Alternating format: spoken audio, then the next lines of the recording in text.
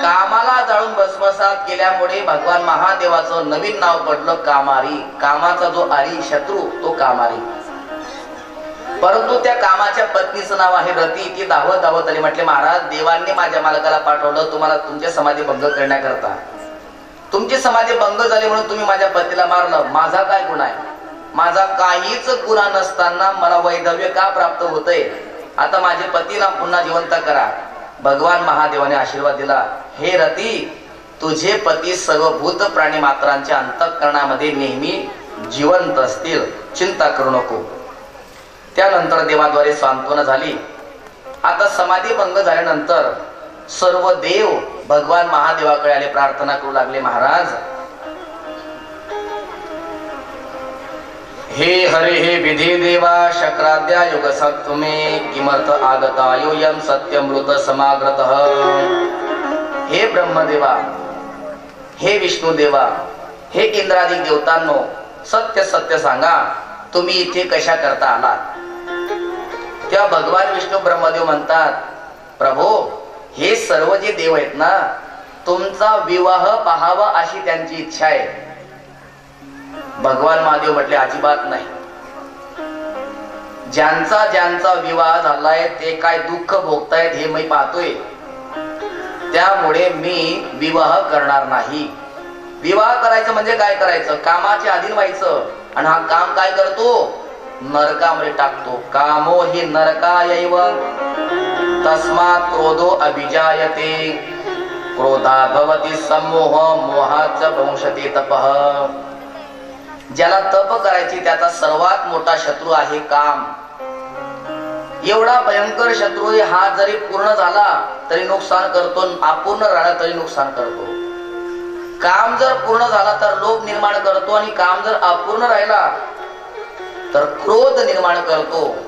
क्रोधापासून सम्मोह निर्माण होतो, आणि सम्मोहामुळे माणसाचं तप भ्रष्ट होतं.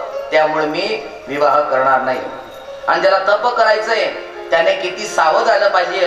लोह दारुमये पाशे दृढंबंधोपि मुच्यते श्रीपाश सुसंबद्धो मुच्यते न कदाचन. भगवान महादेव काय म्हणतात ऐका. एखाद्याला लोखंडाच्या साखळीने करकचून बांधलं तर कदाचित तो लोखंडाच्या साखळीच्या पाशाने सुटू शकतो, पण ज्याला स्त्रीच्या पाशाने बांधलंय जगतात तो कधीच मुक्त होऊ शकत नाही. म्हणजे लोखंडाच्या साखळीपेक्षा मोठा पाश कोणाचा आहे? स्त्रीचा पाश. अगं गावामध्ये कथा सुरू झाली, शिवपुराण. मी येतो बरं का जाऊन. नक्का ना जाऊ आजचे दिवस. अगं नाही, आज 4था दिवस येऊन गेला, मी अजून मंडपात सुद्धा पोहोचलो नाही, मला जाऊ दे. अहो नका जाऊ म्हणते ना. तू किती जरी सांगितलं ते मी जाणार. मग ती म्हणते, अहो नका जाऊ ना आजच्या दिवस. बस घरीच थांबला. जो एवढा थांबतो की काला होऊन जातो, पण मंडपामध्ये फिरकत नाही. स्त्रीचा पाश आहे, मोहरूपी पाश. साखळ दंडाने बांधला मुक्त होऊ शकतो, पण स्त्रीच्या मोहरूपी पाशाने मुक्त होऊ शकत नाही कदाचन. भगवान म्हणतात कधीच नाही.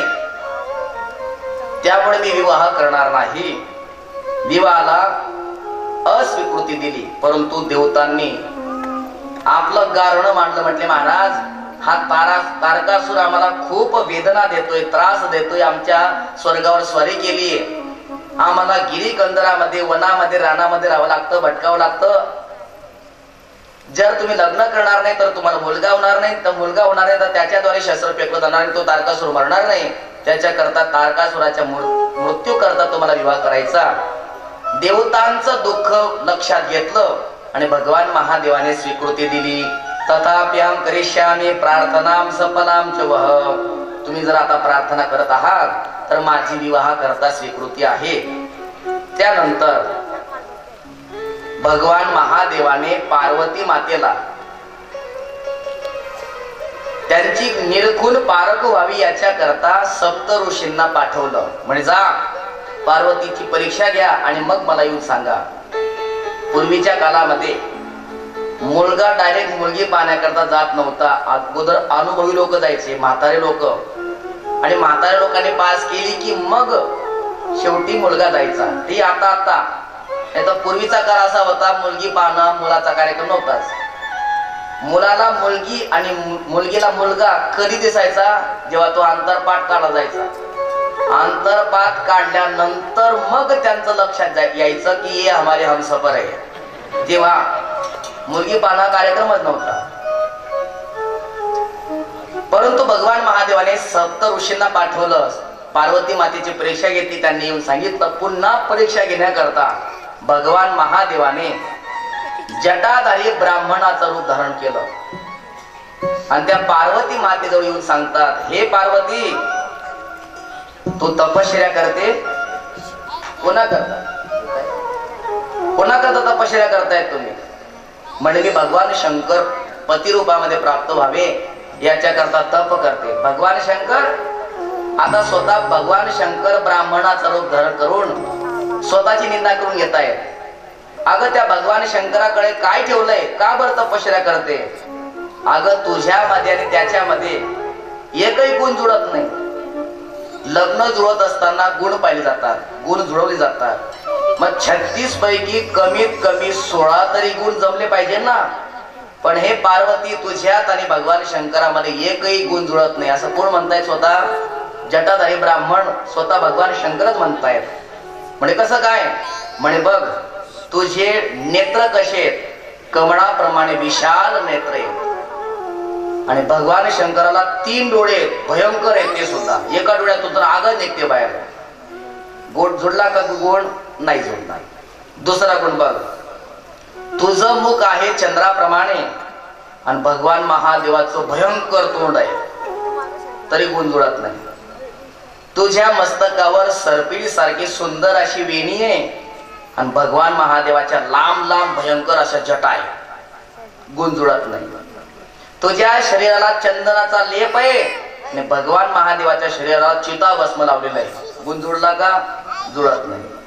अगं तुझ्या शरीरावर सुंदर असं वस्त्र परिधान केलेलं आहे तू आणि त्या भगवान शंकराने गजचर्म व्याघ्रांबर पांघरलेलं आहे म्हटले. तुझ्या गळ्यामध्ये दिव्य असे अलंकार आहेत आणि त्या शंकराच्या गळ्यामध्ये काय आहे? वासुकी सर्पाशिवाय दुसरं काय आहे? सापाचे अलंकार आहेत त्याच्या गळ्यामध्ये. अगं पार्वती, तुला मृदंग आवडतो आणि तो भाऊ डमरू वाजवतो. जुळला का गुण? नाही जुळला. देवी देवता तुझी सेवा करतात आणि त्याचे सेवक कोण आहे माहितीये का? भूते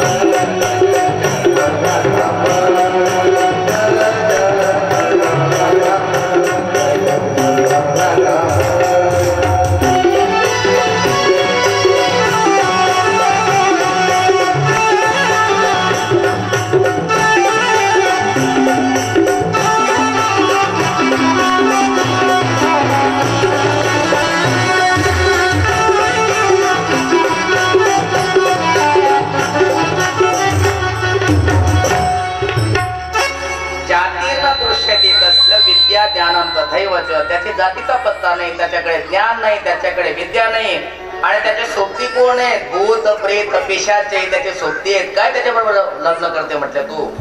अशा पडेल जेव्हा त्या जटाधारी ब्राह्मणाच्या द्वारे शिवनिंदा ऐकली तर पार्वती माता म्हणजे तुम्हाला काय माहिती? भगवान महादेवाचा केवढा मोठा महिमा आहे. अहो सर्वासाम विद्याधिष्ठानम सदाशिव, संपूर्ण लोकांच्या विद्येचा अधिष्ठान भगवान महादेव आहे. वेद ज्याच्या उच्छवासातून प्रागट झाले तो भगवान शंकर आहे. 7 जन्माचा दरिद्री जरी असला आणि तो जर भगवान महादेवाची सेवा करणार तर त्याचं 7 जन्माचं दारिद्र्य नष्ट होतो आणि त्याला समृद्धी प्राप्त होत असते. असे माझे महादेव सदाशिव आहेत. बोल शिवशंकर भगवान की. यस्य पूजा प्रभावेन कामा सिद्ध्यन्ति सर्वशः. ज्यांची पूजा केल्यानंतर आपल्या सर्व मनोकामना पूर्ण होतात, अशी सर्व मनोकामना पूर्ण करणारे भगवान महादेव आहेत. शिवेती मंगलम नाम मुख्य यस्य निरंतरम तस्यैव दर्शनं दन्ते पवित्रा संती सर्वदा. शिव असं मंगलमय नाम ज्याच्या मुखामध्ये आहे तर त्याचं दर्शन जरी घेतलं तरी सर्व जगत पवित्र होत असतं. अशा प्रकारे ज्यांच्या नामाचा एवढा मोठा महिमा आहे. यत् पुतन भवेत भस्म चिताया शतवयोदितम नित्यस्या अंग देवम शिवभिधायते कथम. अहो चितेला अपवित्र मानलं जातं, पण त्या चितेचं भस्म ज्याच्या अंगाला लावलं की ते पवित्र होत असतं. असे परम पवित्र असणारे महादेव आणि त्यांची तुम्ही निंदा करतायत. लक्षात घ्या. शिवनिंदा करो वद्य सर्वदा शिवकिंकरही. तुम्ही जर भगवान महादेवाचे सेवक आहात आणि एखादा मनुष्य जर भगवान शंकराची निंदा करत असेल तर त्याचा वध करावा, तुमच्या जर सामर्थ्य असेल तर. आणि जर सामर्थ्य नसेल तर कानामध्ये बोट घालायचे, तिथून निघून जायचे. पण आपल्या आराध्य देवाची, आपल्या हिंदू धर्माच्या देवी देवतांची निंदा सहन करायची नाही. असं म्हटल्यानंतर भगवान महादेव त्या जटाधारी ब्राह्मणाच्या रूपातून प्रत्यक्षात प्रगट होतात आणि पार्वती मातेचा हात पकडतात. अद्य प्रभूती ते दास तपविकृत एवते. हे पार्वती, तू तपश्चर्या केली आणि तपश्चर्याने तू मला प्रसन्न करून घेतलं. मी तुझा आजपासून दास आहे. चल म्हटलं आपण कैलासावर जाऊ. पार्वती माता म्हटले, मी काही 21व्या शतकातली मुलगी आहे का लगेच हात पकडला निघून जायला. माझ्या वडिलांकडे या, माझी मागणी करा, विवाह करा, मग मी तुमच्या बरोबर कैलासामध्ये येईल. आणि भगवान महादेव जटाधारी ब्राह्मणाचं रूप धारण करून, नटरूप धारण करून हिमालयाच्या नगरीमध्ये येतात. सुंदर अशा प्रकारे नटरूप धारण करून नृत्य करतात. ते नृत्य पाहून मेना माता अत्यंत प्रसन्न होते. सेवकांना सांगते, त्या नटरूपधारी त्या मनुष्याला बोलवा आणि त्याला विचारा काय पाहिजे तुला. नटरूपधारी भगवान महादेवच असतात. आणि विचारलं तुम्हाला काय पाहिजे, तर तुमची मुलगी पार्वती मला देऊन टाका म्हटले. त्या मेना मात्र असा क्रोध निर्माण होतो. जा म्हणे या सेवकांना पाठवा आणि याला पळून लावा म्हटले. भगवान महादेव तिथून पळतात. त्यानंतर जेव्हा हे सेवक येण्याकरता येतात तर भगवान महादेवाचं अंतर्धान त्या ठिकाणी होत असतं. त्यानंतर सर्व देवी देवता भगवान महादेवाकडे जातात. म्हणजे महाराज, पार्वती भगवान हिमालयाची मुलगी आहे. आता तुमच्या बरोबर लग्न होणार पार्वतीचं, तर हिमालय काय करणार, कन्यादान करणार. आणि जर लक्ष्मी स्वरूपा मुलगी विष्णू स्वरूप जावयाला पूर्ण श्रद्धेने दिली तर त्या पुण्याचं फळ म्हणून हा हिमालय जमिनीवर राहणार नाही, मग त्याला वैकुंठ लोकाची प्राप्ती होईल. याने अजून काही काळ जमिनीवर राहायला पाहिजे. याच्या करता त्याच्या मनामध्ये थोडीशी आपल्याविषयी अश्रद्धा निर्माण करा. म्हणून स्वतः भगवान परमात्मा ब्राह्मणाचं रूप धारण करतात आणि भगवान शंकराविषयी निंदा करतात. त्यानंतर श्रद्धा थोडीशी कमी होते आणि कमी झाल्यामुळे जे फळ प्राप्त व्हायला पाहिजे ते फळ मात्र प्राप्त होत नाही. त्यानंतर पार्वती माता तपश्चर्या करून घरी येत असतात. म्हणून लक्षात ठेवा मुलींनो, चांगला पती प्राप्त करायचा असेल तर तपश्चर्या करावीच लागते. आणि मुलांनो, चांगली पत्नी प्राप्ती करायची असेल तर तपश्चर्या करावी लागते. शास्त्र सांगतं की जर 7 कोटी नामस्मरण केलं तर चांगला पती प्राप्त होतो. आणि मुलाने जर 7 कोटी नामस्मरण केलं तर चांगली पत्नी प्राप्त होते. पण मग कोणत्या देवाचं नामस्मरण करायचं? कोणताही, जो देव तुम्हाला आवडतो, ज्या देवावर तुमची श्रद्धा आहे, कोणत्याही देवाची तपश्चर्या नामस्मरण केलं 7 कोटी झालं पाहिजे. मात्र अनुकूल पती मिळतो आणि पुरुषाला अनुकूल पत्नी मिळते. आणि ज्यांचं लग्न झालंय त्यांच्याकरता उपाय सांगू का? जर तो माळधोळ करत असेल, मनाविरुद्ध वागत असेल, तरी सुद्धा नामस्मरण करा. त्याच्या स्वभावामध्ये बदल झाल्याशिवाय राहणार नाही. या नामचिंतनामध्ये ताकद आहे. स्वयंपाक करत असताना सुद्धा नामस्मरण करत करत स्वयंपाक केला पाहिजे. मालिका पाहत पाहत स्वयंपाक करायचा नाही, नाहीतर तो घराचा खंडोबा करून टाकेल. नामस्मरण करता करता जर स्वयंपाक केला तर त्या नामस्मरणाचे संस्कार स्वयंपाकामध्ये जात असतात आणि तो स्वयंपाक जो खातो त्याला देवाचं नाव घेण्याची सद्बुद्धी निर्माण होते. म्हणून तुम्हाला जर तुमचा पती माळकरी करायचा असेल तर सर्वात सोपा प्रभाव आहे, कारण अन्नाचे संस्कार मनात मध्ये प्राप्त होत असतात अन्नाद्वारे. म्हणून जैसा खावे अन्न वैसा होय मन, जैसा पिवे पाणी वैसे होय वाणी. जसं पाणी प्यालं तसे वाणी होते, जसं अन्न खाल्लं तसं मन तयार होत असतं. त्यामुळे पतीचं मन चांगलं सात्विक व्हावं याच्याकरता स्वयंपाक करत असताना भगवंताचं नामस्मरण करता करता स्वयंपाक करा. निश्चित तो स्वयंपाक करून पतीला सद्बुद्धी निर्माण झाल्याशिवाय राहणार नाही. बोल भक्तवत्सल भगवान की जय. यानंतर हिमालयाद्वारे भगवान महादेवांना आमंत्रण दिलं जातं, संबंध पक्का केला जातो. हिमालयामध्ये संपूर्ण हिमालय नगरीची शोभा, दिव्यता, स्वच्छता, सजावट सुरू होते. आणि इकडे भगवान महादेवाच्या त्या कैलासावर शिवगण एकत्र येतात. म्हणजे महाराज, अहो लग्न आहे तुमच्याकडे, तुमचं लग्न आहे, मग कंडोला पाहिजे, कंडोलनी पाहिजे ना घरी. तुमचे कोणी नातेवाईक असतील ना, त्यांना बोलून घ्या. म्हणजे नातेवाईक, अरे माझ्याकडे कोणीच नातेवाईक नाही तर येतील कसं काय? म्हणजे तुमचं कोणाशी नातं नाही? म्हणजे नातं फक्त एकाशी. नाता एक राम जिसे दुजा नाता तोड दे. अहो म्हटले मग तुमचा शृंगार कोण करणार? अरे म्हणे तुम्हीच माझे नातेवाईक आहे, तुम्हीच माझा शृंगार करा. मग ते भूत प्रेत पिशाच भगवान महादेवाचा सुंदर असा शृंगार करतात. शिव ही शंभू गण करही सिंगारा, जटा मुकुट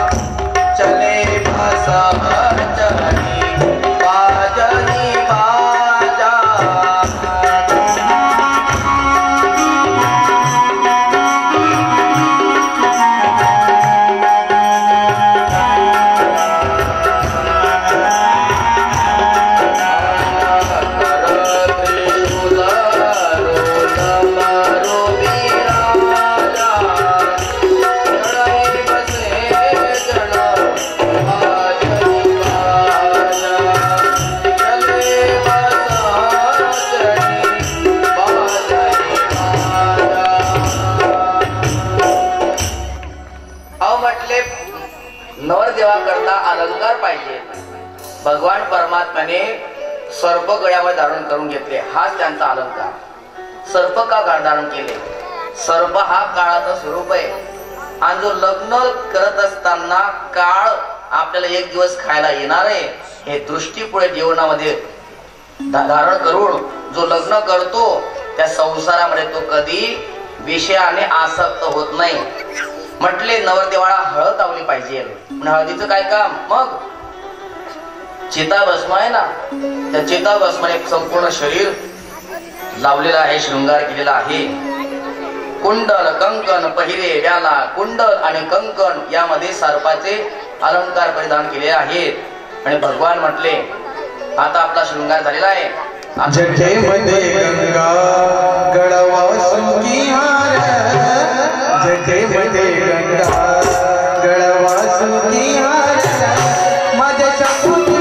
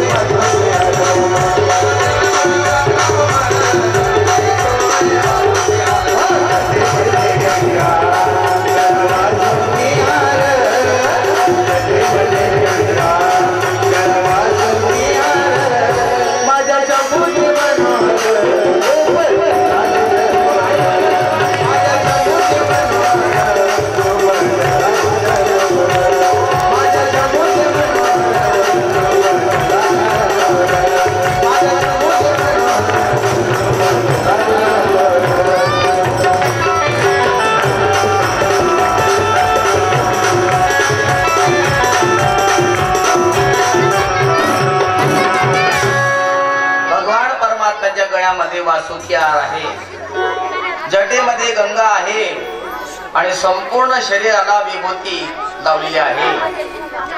उमा कहमय अनुभव अपना सत हर भजन जगत सब सपना.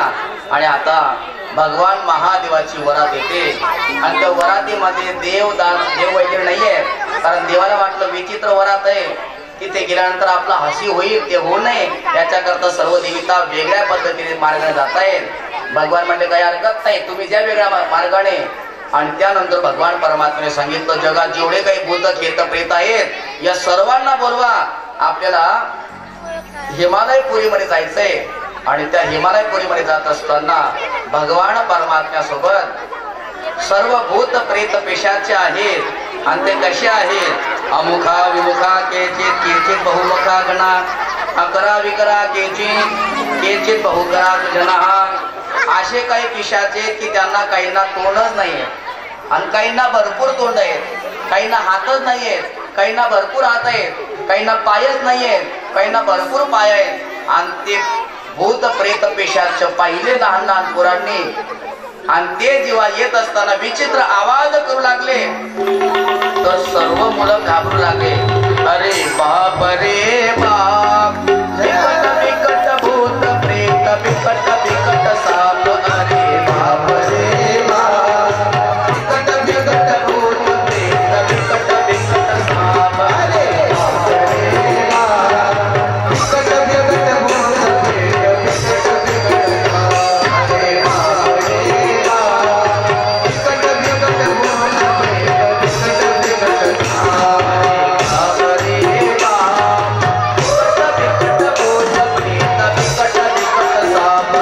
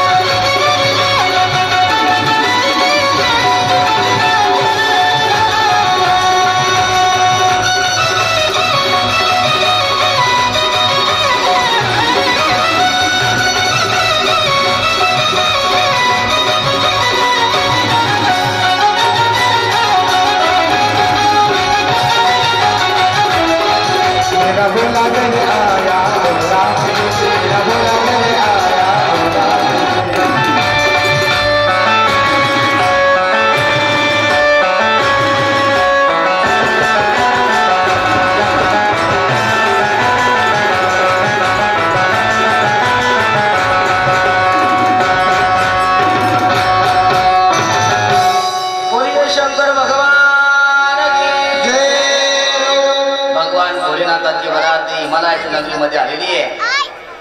आता मेना मातेने हातामध्ये आरतीचं ताट घेतलंय.